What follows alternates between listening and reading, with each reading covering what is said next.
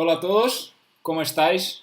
Bueno, esta vez aquí estamos otra vez y antes de empezar con esto os quiero pedir disculpas por ayer. Tuvimos un problema aquí técnico, tuvimos que hacer un montón de cosas y ha sido bueno, no quiero hablar mucho sobre esto, pero al final sabéis que estamos aquí y una vez más pedir disculpas por ayer. También, para los que no me conocen, yo soy Tiago, ¿vale? Encantado en estar aquí otra vez haciendo esta live. Y os quiero decir una cosa muy importante, ¿vale? Aquí abajo, en la descripción, estamos con una promoción que estamos haciendo todas las lives, ¿vale? En todas nuestras sesiones. Y es algo muy interesante que estamos haciendo una promoción de 35% de descuento, ¿vale? O sea, 35% de descuento solo en estas lives. Este código está disponible solo por algunas horas después. Entonces, para los que queráis empezar, está todo aquí abajo, ¿vale? Y bueno, hoy vamos a hacer una cosa muy interesante. Vamos a hablar sobre un tema muy interesante que es cómo escribir, cómo mejorar y hacer esto de una manera que, bueno, a mí me encanta tenemos muchas historias. Nuestro tutor hoy va a hacer algo muy interesante de compartir historias muy interesantes. Y bueno, si tenéis preguntas, poner aquí al lado. Si tenéis algún comentario o cualquier cosa, podéis poner aquí, dejar un like y bueno, espero que os guste y así vamos. So let's go to English. Now we're going to switch to English. And so, how are you, Kingsley? How is everything going? Oh, everything's good. Everything's fine. It's been fun. Hi everyone. All right, that's good. So thanks for having us here. Thanks for your time. And for before we start, I would like to ask you to introduce yourself a little bit for everybody. Tell a little bit about you, your background, your story, how you. I mean. Okay. So introduce yourself a little bit. Okay. So hi, my name is Kingsley Ugoji. Ugoji. I'm born in London, raised in Nigeria, where my parents took me from London to Nigeria when I was 4 and came back when I was 16. Mm-hmm. I'm currently living in Czech Republic. I moved here and I have a daughter here. I studied creative writing and theater studies. I write a lot. It's pretty much I've pretty much written my whole life. I think I've written every month since I was 10 years old, so to speak. I also been an extra in movies. I love movies, mm-hmm. comic books.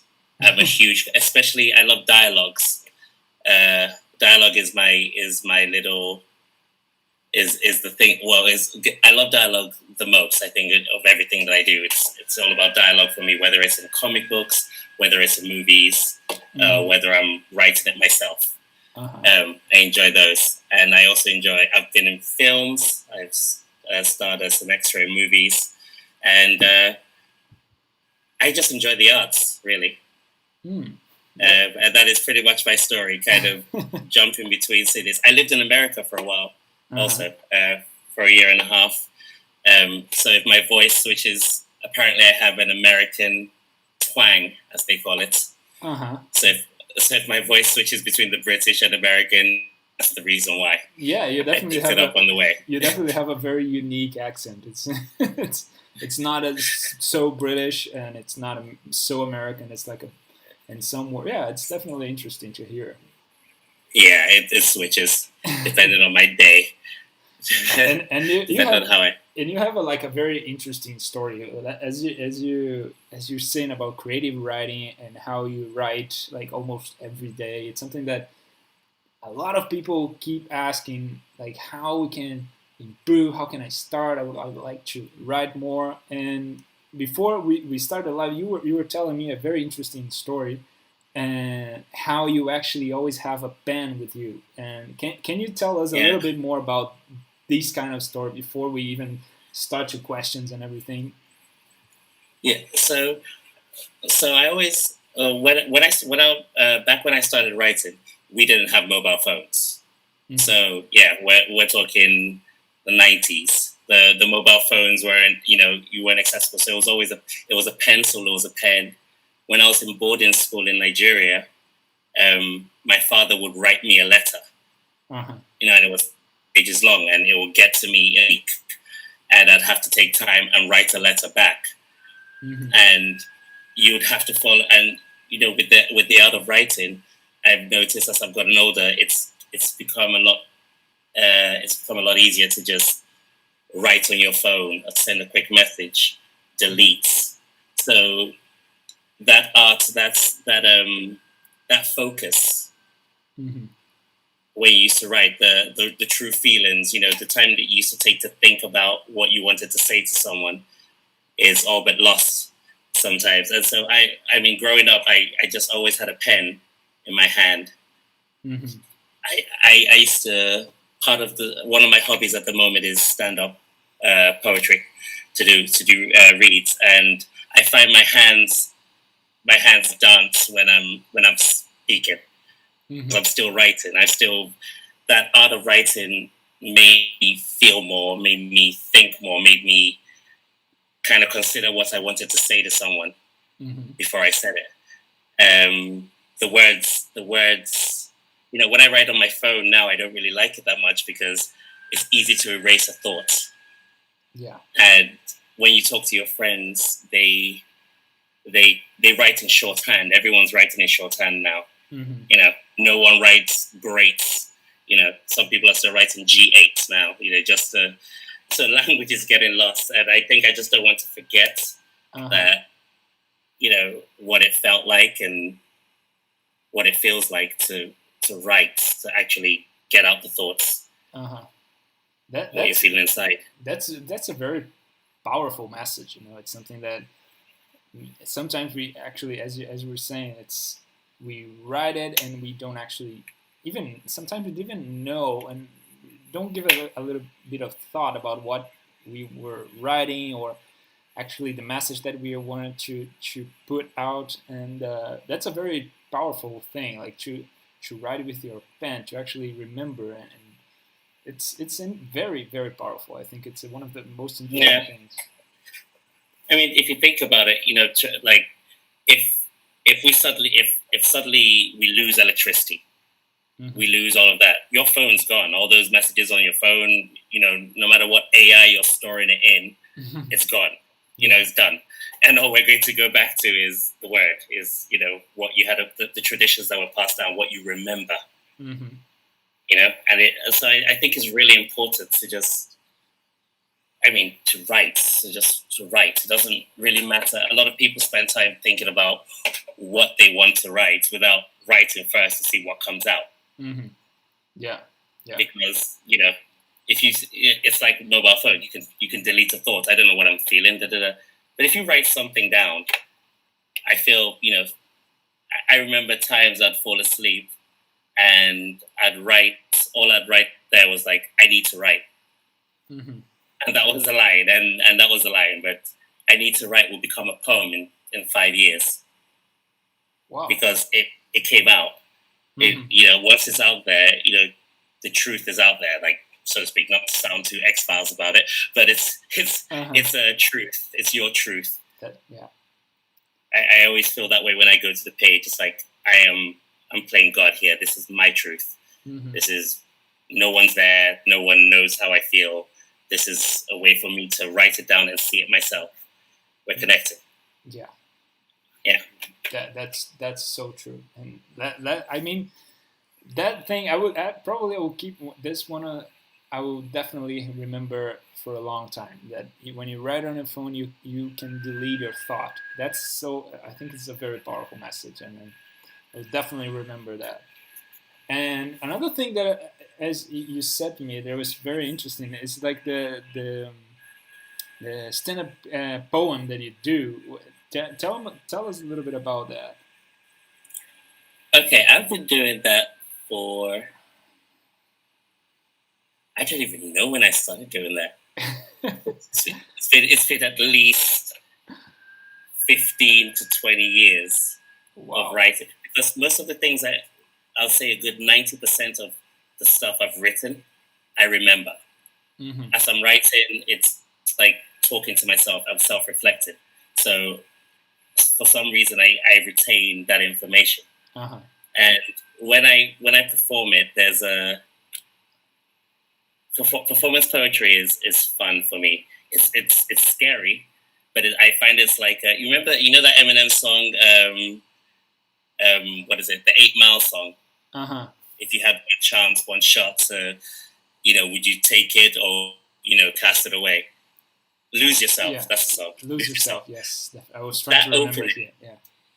Yeah, that moment is what I feel when I'm on stage during the poems, because I know what I've written. I know how I felt writing it, and when you're performing it, it's almost like you have this one moment where the world is standing still to hear something you have to say. Mm-hmm. They're going to probably judge you afterwards, or they're probably not going to judge you afterwards. But either way, they're giving you a shot to say something. Just say something. So why not? And I've done it long enough now that I still enjoy that thrill of writing on stage and standing up and performing your own poems or your own lines, or saying something that will make someone go, huh, cool. Mm-hmm. Yeah. It's a hobby. I get really happy when I perform. That's probably the one time I feel safest. That's super interesting. And before we continue, I would like to just send a message for everybody who is watching us now on Instagram. We're going to switch and then just continue on YouTube. So if you are on Instagram watching us now, just go to the link. We put the link there, and go to our YouTube channel, and then you will be able to continue this live session with us. Okay? So Instagram now, switch to YouTube. We're going to continue just there. And just continue. Just send a message for everybody. And I love that part of like this stand-up poem and just to go there and perform your own like letters, and that's so amazing. And we just received a question here that I think it's very interesting, and it comes when you are writing. For example, Maximino has just asked, "Hi, how are you doing?" And he just asked how you do you have like a writing exercise before starting this to write your poem or to write anything? Do you have that's an interesting thing that he asked, and if you have any exercise to start writing. I had a rule. Oh, I have a few, not more a rule, but I have a few, I think, habits I've developed over the years when it comes to writing. So first is 90% of the time, I don't want to write, right? Like I'm there, I'm not like, but I'm so maybe filled with an emotion, whether I'm happy, sad, in love, or something something has happened in that moment. Okay? So for me, every day, no matter, whenever I go to write or I open a page, I'll open a fresh page and I'll just leave it open there in front of me. I just leave it there because the fact is, it almost, and like I said, I always have a pen. I have a pen in my pocket. I play with my pen. Like I have a pen that that's balanced. It's nothing. It doesn't mean anything to anyone. It's just my own superstition that if you're going to be a knight, you need an Excalibur sort of sword. So for me, picking a pen is important. It has no real importance, but I'm like, well, if I'm going to have a pen, I need a pen that writes, smoothly. I love black pens. I can't actually. Most of my 99% of my poems are in black ink. And just because I came up with black ink, white spaces, we all sign on gray lines. So I give myself superstitious stuff like get a good pen, have an empty sheet just looking at you. You're staring at a blank page, right? Say something. Think of it as a moment where you have the microphone, there's a spotlight, and you can't see the room. So it's just a blank page right in front of you. You will write something on there. You can, if you want. You don't even have to write on the lines. But have a page. If you ever feel like writing or feel like you can write, do that to yourself. Just have a blank page. Do whatever you want there, but just leave that blank page, 2 pages open on your table, eventually you'll write something in that page, something, because it's there staring at you. It's kind of like a piece of fruit staring at you. And even though you're not hungry, at some point you're going to get peckish and just eat it. You know, you're just going to put it in your mouth. So have a blank page. A blank page works. Works in the sense of reminding you that there's something space there waiting for you to say something. That's may not come immediately, but I think it will definitely come. Just give yourself a blank page. Get a good Excalibur pen. That's find a way. That's so true, because that's that when you have a blank page in your front of you, and you have a pen just like that, you're like, okay, this is like staring at me. I would write something or draw something or whatever. It's do something. Yeah.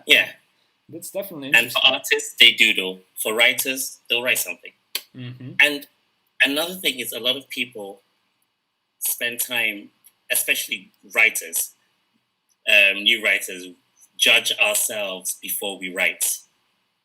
No one's asked you to, no one's asked you to grade yourself. No one's asked you to, it's like, okay, cool. You're not gonna, just write. Forget anyone. Forget how good it is. Sometimes you need to run the tap sometimes to get cold water. So you need to get all of that out. All of the little bits of, oh, I'm not good, or this was a crap line, or what am I right? Get all of that out. Just write it. Eventually, the cold water will come.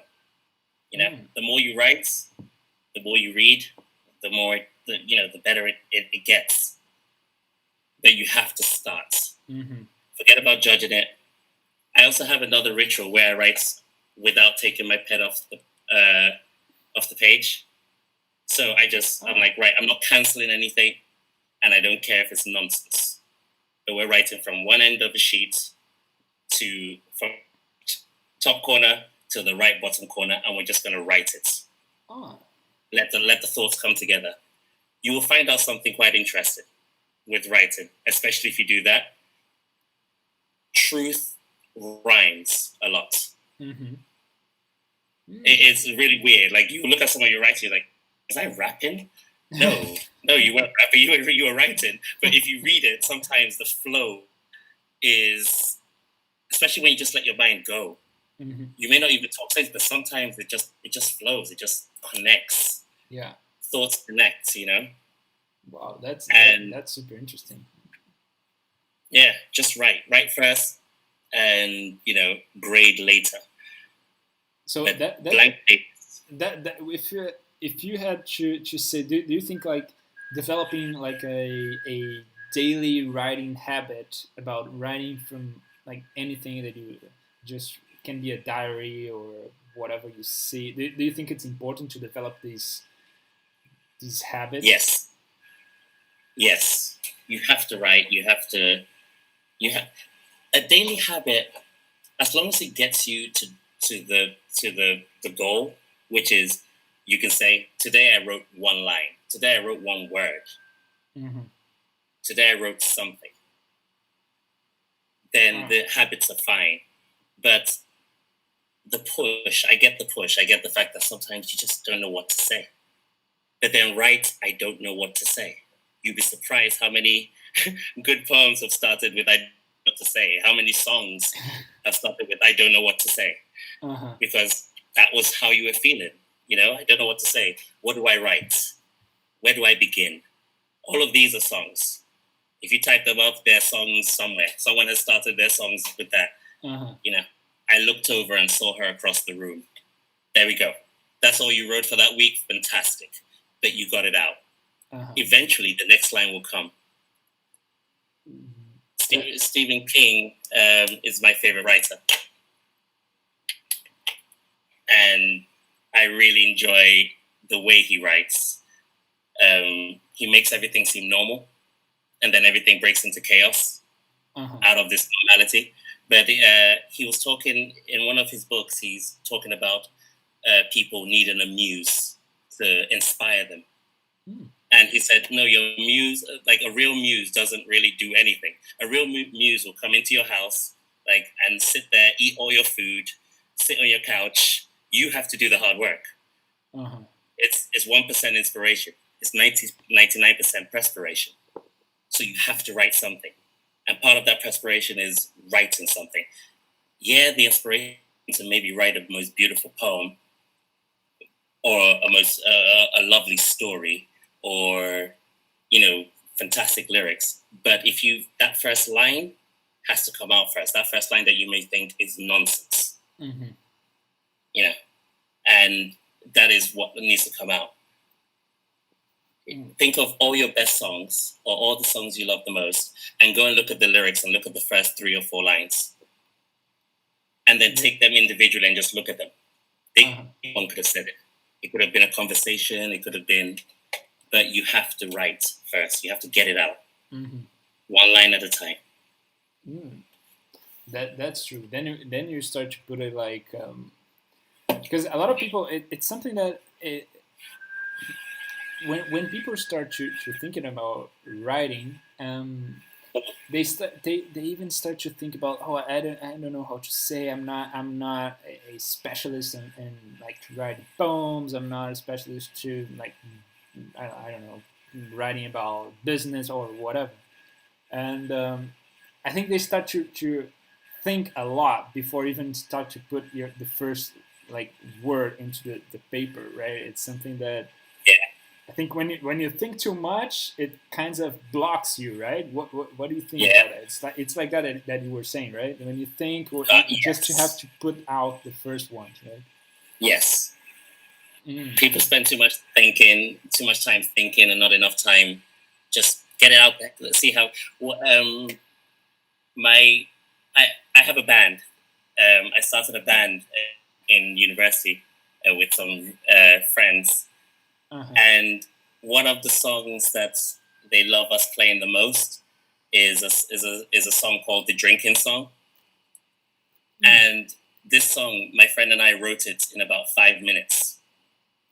All right. And we wrote it from a conversation we were having at the time. So literally we woke up and I said, let's write about this. And he said, okay, so he studied math. So I said, okay, Nate, let's do the math. How much did we have to drink? And then he goes, I think we might have had a little more than you might think, And I was like, okay, let's count it. Disaronno, Coke, lime, 4 times. And he was like, you had some gin. I was like, yeah. That's a half a bottle gone in one swallow.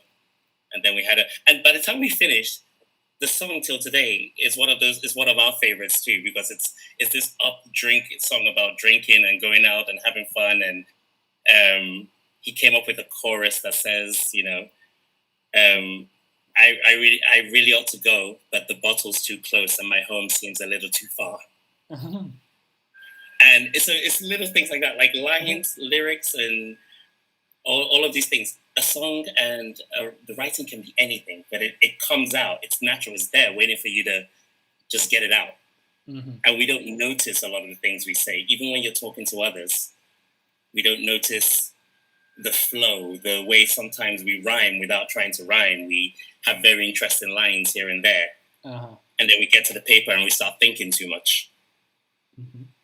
No, write that line that was right there. It may seem silly to you, but if you hear it out loud in about, or someone else sings it, you're like, oh, wow, that's pretty good, actually. Mm-hmm. I didn't realize, I could do that. Yeah, because you let yourself do it. That's the whole point. You have to let yourself write. Yeah, and that's actually one of the things that I wrote here that kept. I was thinking, like, when I was doing my little research about it, and I saw a few things in like these tips and stuff, and one kept like. I was like, that could be actually interesting. That it's like read your writing out loud. So it's just what you just said. It's something that when you write something, just try to, I don't know, maybe go in front of the mirror just for yourself, or I don't know, or even ask for a friend to do it. Like, as you said, maybe can bring some memories or even some more ideas to that. So it's that we connected very hard on that, because I think it's super interesting how reading out loud could be interesting in developing more. It's when reading out loud. I do it. I do it every day. So it's one of the. If you see me on the street walking, most of the time I look like I'm talking to myself. Uh-huh. and I'm kind of like, because I've maybe written something the day before, and I really like it was a really nice verse, but it was so nice. I'm not really sure how to follow it. Mm-hmm. It was so good. I almost killed myself in the whole verse. I was like, wow, that was so good. I don't even know how to follow myself. But then I find that it stays in my head, and I keep repeating it to myself. Mm-hmm. And when you read your poems to yourself, it's a lovely thing. It's a lovely feeling, like realizing that you wrote that. Yeah. That you said that. Like sometimes you'll find that you've written things that you would never really write in normal or say in normal day. You'll be like, where did that come? And it could just be a line, but it came out. Uh-huh. It was there. It was hidden in the verse. And then I read my words out. I'm like, yeah, read your words back to yourself. That is a definitely good practice, because when you read it back to yourself, think of it like a conversation, or when you're watching a film, mm-hmm. and you suddenly know what the next person is going to say because of what the other person has said. Mm. It's like sometimes in a film they'll just say, well, that's the way it goes, or something along those lines, but for some reason you knew they were going to say that. Uh-huh.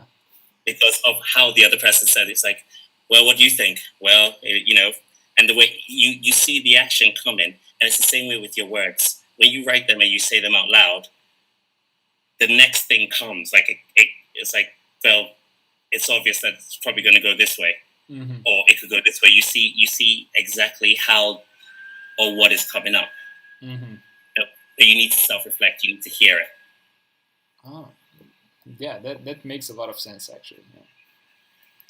And it makes total sense for me. It's something that we need to actually practice more.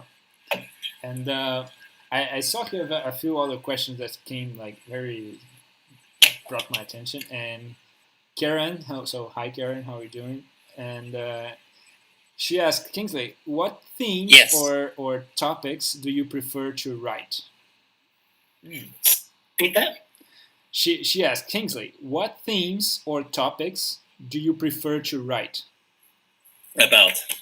Okay, so that's an interesting one, because mm-hmm.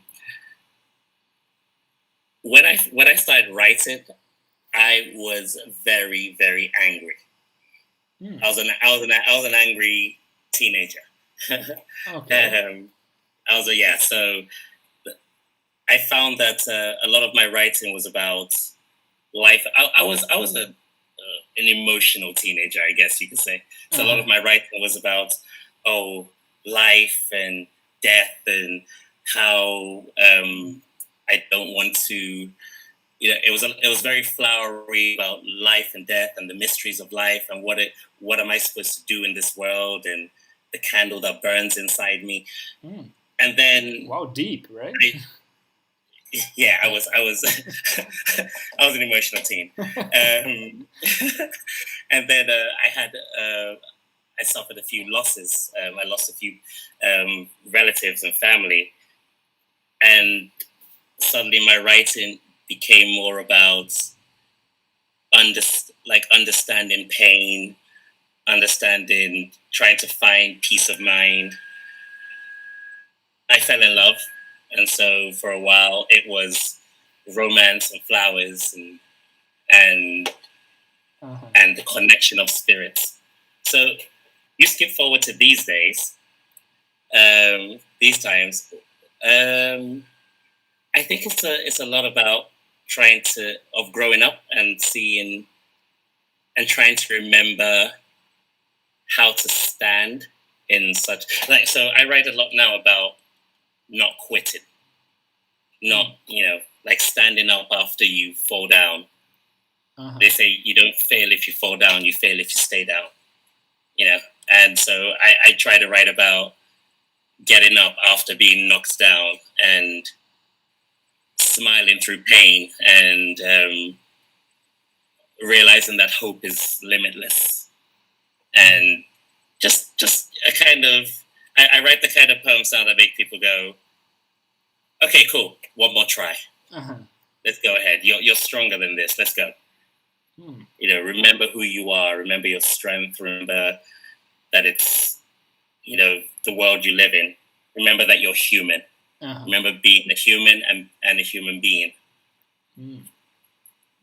Always try and get up. So a lot of my poems are quite inspirational these days, I would say, for me.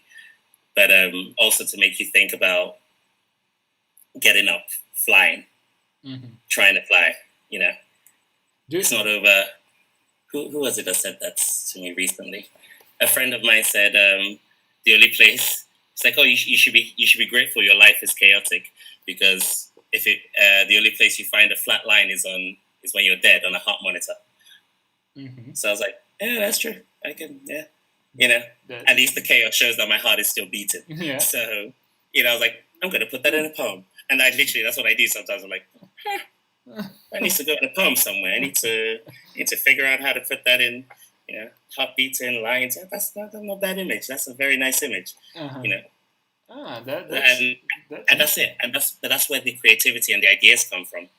People say things around you. Listen to the people around you. That's another one. People say the funniest things. Also, the most like people contain knowledge, like random knowledge, random insights. Yeah. And just listen. Just you hear it. Could be a line just passing in the breeze. Just like something you would agree with. Definitely. And you said something to me before as well that I kept thinking that that everybody has a story, right, to tell. Yes. That's something super interesting as well. Can you share a little bit more about that as well? Yes. Everyone, like, I believe, like, we all have stories. We're all similar. We're all uniquely similar, if you will. So everyone has their own story, and everyone around the world, 6 billion people, we all have stories to tell. Now, not everyone has the best story. Not everyone has an interesting story, really, like a really interesting story. But I think everyone has an intriguing story, or has seen something intriguing, or has seen something a little bit curious. And as humans, it's our duty to share and pass information, I think, to not let it die. And that's, again, another reason, referring back to the pen, like just having the words there in case we lose this technology, or in case everything is lost, we still have that. We still have the stories we remember. And everyone has a story to tell. And it doesn't necessarily have to be a story as in a novel, or a story as in a novella, or nothing epic. But everyone has something to say. So it's our right to say it. It is our right to say it. You have to let it out. You have to get it out there. Let people know. Let people understand. Because the more you share, you realize how similar we are as a race, how connected we are. People are going through the same thing in a different way. Definitely. We need to share that information, and we need to get out those experiences that we've had. And you'll find other connecting souls. And the more we have this information, we can actually leave the world more knowledgeable. Because things are moving too fast. If you think of technology, this one and that game, and the things are moving so fast, we're not even slowing down. We're not slowing down enough to share the information. I don't see my friends now. I play with my friends online. And we're not. But even then, we're talking through headsets. But even then, we don't even have headsets. I just know it's him. We're sending text messages. And there's stories there, and they're lost. Like, you send a text, this one sends a text. None of the stories are being shared anymore. None of the adventures, none of the experiences are being shared anymore. It's just people meeting and entwined for a moment, disappearing off into the distance. And I think it's very important that we preserve the text, we get it out. Leave something for the next generations to ponder on, to understand. Most books come with a manual, They don't have to come with a manual, but they do. Mm-hmm. Even if you know how to use it, 90% of the time it still comes with a manual. Why? Because you need to preserve the knowledge, just in case you don't know. Yeah. Just it's a nail. Just in case you don't know, you have to screw it in. Here's a manual. I know I can screw it in, but there's someone out there that doesn't know they can screw it in. Uh-huh. So as we go along, the knowledge shared means that we get to humanity. I think grows a little bit more. We evolve a little bit more. That's part of the evolution. Yeah. Not just the creation of stuff; it's the sharing of the experiences in textual form, because that's how it all began. It's the stories. Definitely. The stories, the oral tradition, and then now the writing. Definitely. And I think if you start to put out your story in the way you see things and you experience things, probably someone will relate to you. And I mean, as you said, we are extremely similar as a race. So it's, sometimes we think that some things just happen with us, and the universe is, I don't know, sometimes we think all the things just happen with one individual. It's happening with a lot of people, the same thing. So if you try to put out there, someone will relate to you, and you start to share more knowledge and share your story in a lot of different ways. So yeah, I think it's definitely interesting. Share the knowledge. Yeah. Yes, we need to share knowledge. I mean, and nothing else. As you just said, like, share knowledge. I just said that Maximino, he just asked one thing again, and thanks for your comments, Maximino. It's interesting. And as we're saying about sharing knowledge, he put it, can you recommend writers? What kind of writers do you recommend? It's even if you could write some of that and put it here in the chat, would be interesting for us. Okay. And then we can share with everybody then. Ooh, writers, favorite writers. Yeah, I think that I would have prepared that one, but because it depends. Like for me, I read more or less everything. And when I say everything, I mean I try to read every style of writing. I mean, for me, first and foremost, I have a very biased, will never question my love for Stephen King books. For me, his writing style, like they call him a horror writer, but he's not really. I don't really think he writes horror as such. He writes real. He writes about things that seem horrific because they're so normal and so close to life. So they're things that could happen, and then he puts a supernatural twist on them. So you don't read his books going, yeah, okay, so there was a ghost in the room. Yeah, ghost. No, he talks about maybe not having one arm and of how people with a phantom limb feel, because there's nothing there. So, but they feel there's something there all the time, especially when it itches. And then he'll go into a supernatural world. But he's done his research. So he takes something that people feel and he's twisted it a little bit. Just a little bit. And I love that about him. Every time I read a Stephen King book, it starts off normal and then things just, I'm like, what happened, Stephen? Why would you do that? You know? It's like, again. Where is it? I had this, I like Malcolm Gladwell. He's another one I enjoyed. There's a book called,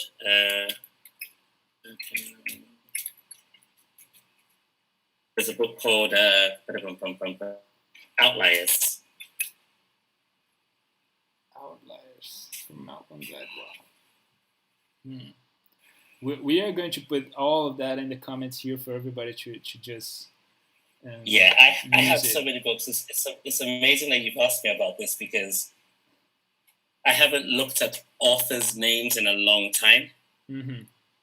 So I know when I love going to bookshops. And I'll because I love just the smell of the new books. But then I go into bookshops and I look at titles of books, and And I'm like, oh, that's a nice title. And I take that and I look at the back. Uh-huh. I'm like, okay, cool. I'm taking that. I can't remember the last time, I actually looked at the author's name. Mm-hmm. To be fair, to be honest, I'm just thinking, when was the last time I was? I can't. Yeah, I'm trying to yeah. Oh, yeah, actually, I there's one writer that I enjoy a lot, and there's one that I actually went to the bookshop just to buy his book, and it's from Paulo Coelho. Yes, I was looking up my Paulo Coelho up there. 11 minutes. I bought that one recently. I haven't read it yet, but I just bought it because it's been a while. Uh-huh. I love Paulo Coelho. This one I don't know. The last one that I read about from him, it's Veronica. Veronica Decided to Die. Decided to Die. Yeah. It's super good. Yeah. Veronica Decides to Die. The Devil and Miss Prim, I think it's called. And The Alchemist. Yeah. Especially The Alchemist. The Alchemist is it was such a beautiful story. Yes. And it's one of the books I can say in my life that changed the way I think. Mm-hmm. From then, I was like, I can see science. Uh-huh. I understand science. Yeah. It's you know what? I'm looking around me to see if there's any books recently I was like, oh yeah, that writer. But all I can see is like Stephen King around me. I have Stephen King on my shelf going around. I would just write here for everybody to know Paulo Coelho as well. So just for everybody to put it here in the comments as well, for everybody to know. So it's a very good one. I mean, I can remember names of good books I read, Mm-hmm. And I do like the old writers too. Every now and then, I'll go back and I would do Dickens all day. I'm quite happy with him. Charles Dickens. I will read any Charles Dickens book. It's him. Uh-huh. I'll read. And so the golden oldies. Well, Shakespeare annoys me. It really does. But 90% of the things, or not 90%, a lot of the stuff that we say, or the phrases and words we use, come from Shakespeare. Mm-hmm. So, yeah. So I would say he's one of my favorite at all. He just happens to be in my life. He just happens to be a part of my life. But I'm just thinking of any other. I mean, there's so many good writers, and I'm like at this moment, my brain has just kind of gone. It's like, dang. But I think I'll send some to you if I think I'll find some and I'll be able to send some. Yeah, but I mean, I think we already put it like 4 good writers here that you can definitely go out there and buy any of his books, and it will be. Yeah, I mean, Stephen King was the one that writes in the way I write now, which is with the plot of trying to make everything normal, and then. Mm-hmm. And I read a lot of fantasy too. So okay, I guess I mean, I'm like Lord of the Rings, and all of those. Well, but those are good. Those are good stories. I mean, yes. And I love the creative part of all of those. I think it's very interesting. I would say read anything you can get your hands on. These days, I've actually switched from These are another 2 recently that I've not recent, but Eric Pratchett and Neil Gaiman. All right. Especially Neil Gaiman. Terry Pratchett did books like Discworld, and he built his own world, literally. Wow. So I don't know whether you've read any of the Discworld books. No, not yet. Sounds interesting. Basically, it's a disc in space. It's a disc on the back of 4 elephants, that are standing on the back of a turtle flying through space. And all his books are based in his world. It's called Discworld, and he's built characters. He's built he has. I mean, it's incredible. This world it's a TV series too. Like there's so many books. And the characters. He has luggage that run, that have feet.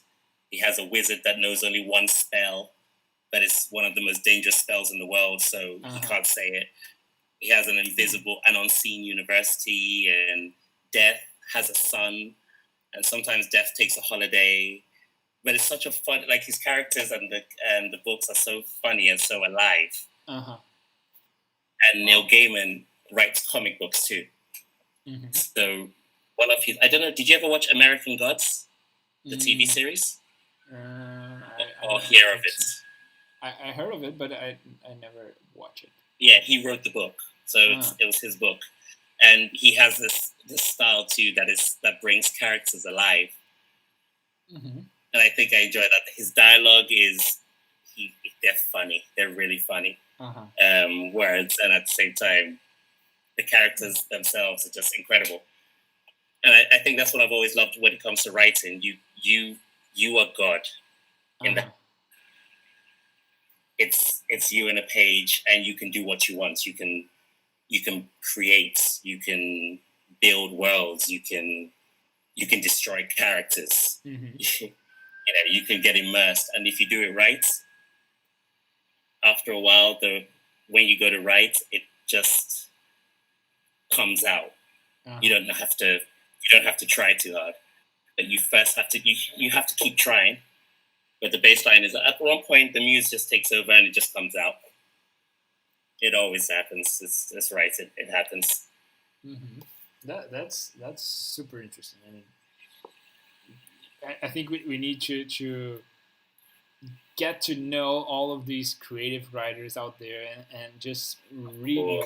And then when you read all those stories, you start to realize how you can actually try to start writing and how amazed you will be to, I mean, to just start writing. Absolutely. And I think everyone has the power to try to write something. If it can be an article, can be a poem, can be whatever you want. Just try to write something, and I think it will be super interesting. Just write it. Just get it out there. Before you question yourself, before you wonder about whether you can or can't, just try. And then when you write it, don't judge yourself in it. Just write again. Every time you go to judge yourself, write something. That way, at least you have evidence of why you were judging yourself. But write something. Just write it. And I just received a interesting comment here as well, and he put it in an interesting way. Actually, I don't know if I quite understood, but Alfredo, thanks for your question. And he put it like, it is frustrating to be able to speak without understanding how to write. Reading helps to learn to write. I think he forgot to put I think what he meant here is if it's reads helps you write in a better way. I think I don't know. I don't know if I understood right, Alfredo. So I think what he meant. What helps me write a better way? Reading. I think he put it like, if more you read, more you will write. And that is 100% true. Yes. The thing about reading is, when you read, it's like a transaction. It's like magic. Okay, let's use something like magic. Okay, because your lips are not moving, and the person that wrote it maybe half a year ago. Now this book has come out. You're reading, so it's almost like a mind-to-mind connection. Okay, so you're reading, you're translating the story, you're building the world. You're seeing the characters. It's coming to life. The more you read, the more when you go to write, it forms itself. Because you've already started building characters, because you're sharpening your imagination, you're sharpening your ideas. You're going to see words that you didn't know before. Yeah. Till today, I still read Stephen King books, and every now and then, in every book, I have picked up my dictionary. and gone, right, I'm English, but what's going on? What is this word, you know? Whoa, really? Yes, every book, till today. Every time I read it, I'm like, what's I knew that word. I probably did know it, but, you know, it's always nice for me whenever it happens to me, because every book I'm expecting to read a line and I'm like, what is that word again? And how he's used it. I'm like, I need to go check my dictionary, because you will see interesting things. The more you read, 100%, you'll get better as a writer. And the less you read, you need to read. You need to read. You can't not read. Definitely. And don't just stick with like one book. Read everything. Read. Like when I say read, if there's a manual in front of you, right, just read it. You might see something interesting on it. Look at the names of shops. Look at look at marketing skills. You know, like the adverts and what they put there as the words there, you know, to get people in. You know, Nike's just do it. Definitely. You know, Sprite. I drank Sprite for a long time, till today. Actually, it's probably one of the main reasons why I still drink Sprite, because the advert, I think in the 90s, was "Obey Your Thirst," and it just had this bottle like that, just looked like it came out of the fridge, and that image was in my mind, and it still stayed in my mind. When I'm really thirsty and I see Sprite, I'm like, oh my goodness, obey your thirst. Thirsty, you know, it's the words, like because it's the phrasing. You will see something that will inspire you and make you better. The more you read, you will find things. They will just stick in your brain. You don't have to learn them too tough. But when you go to write, you'll surprise yourself because it's there. It will just be there. You're like, oh, I didn't know I knew that word. Oh, now I know how to use that word. Definitely. Yeah, but and, read a lot. Read more, guys. Read a lot in English, or you're in Spanish, or just read and start to practice your writing. And well, we're already arriving to the end of our session. It's almost 1 hour now, and I think it was a amazing class. I think it was extremely interesting, and I would like to just ask you to, as you're finished, what's the last thing that you want to share, like one last message that you want to put it for everybody who's trying to get better in writing and start writing at all? So. Come to it seriously. Okay, so this is what I mean.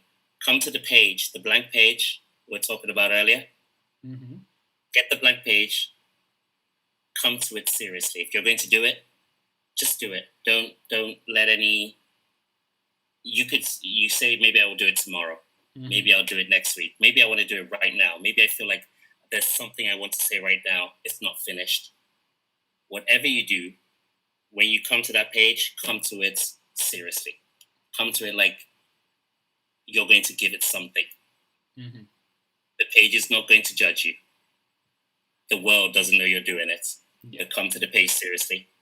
And slowly but surely, the page will listen to you. You start writing. But come to the page seriously. Just go there. Do it. Pick up a pen, find your Excalibur, and turn to that blank page. That's amazing. Really. That was amazing. So, Kingsley, thanks a lot. Yeah, it has been amazing too. Thank you. It was amazing, really. And I think we have a lot of things to learn, and I think we need to practice more, read more, and write more. I think everybody will 100%. Will have 100%. A lot of things to do. And so I would like to say, guys, everybody who's here with us, thank you very much. As I said, here in the description, I put the link for a 35% discount. It will be live for a few hours, so enjoy that. Here in the link in the description as well, I put the link from Kingsley. If you want to have a class with him, just put it here. Make sure to click on the link in the description and schedule a class with him. And it was a pleasure to have you all here. See you next week. Have a great weekend, everybody. And thanks you again, Kingsley. And Thanks, Thiago. it was amazing, guys. So bye-bye. See you next week, guys. Bye-bye. Always. Take care.